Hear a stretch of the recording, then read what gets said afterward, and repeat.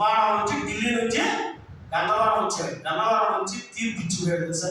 అలాంటి కాస్ట్లు కూడా దేవుడు నువ్వు సరైన రీతిలో నువ్వు చేయి, ఇక్కడ చేయి, పనులు చేయి, నీ ఇంటికి కర్మ డాక్టర్ వేసుకుని మీ ఇంటికి వస్తాను.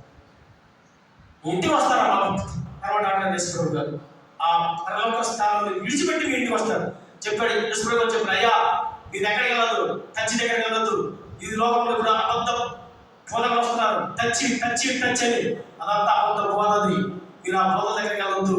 యేసుప్రభువు చెప్పారు. ఎక్కడైతే ఏమన్నాడు, ఎక్కడైతే ఇద్దరు కూడా నేను అక్కడికి వస్తా, నా పరలోక స్థానం వదిలిపెట్టి నేను అక్కడికి వస్తా.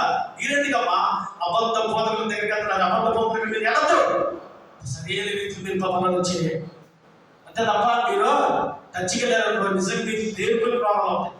నేను చెప్తున్నా, లేనిపోయిన రోగాలు అవుతాయి. మీరు ఉండే రీతిలో ఉండండి. ఎక్కడైతే ఇద్దరు కూడా ఉంటాను, నేను అక్కడికి వస్తున్నాను. దేవుడు మన యేసుప్రభువు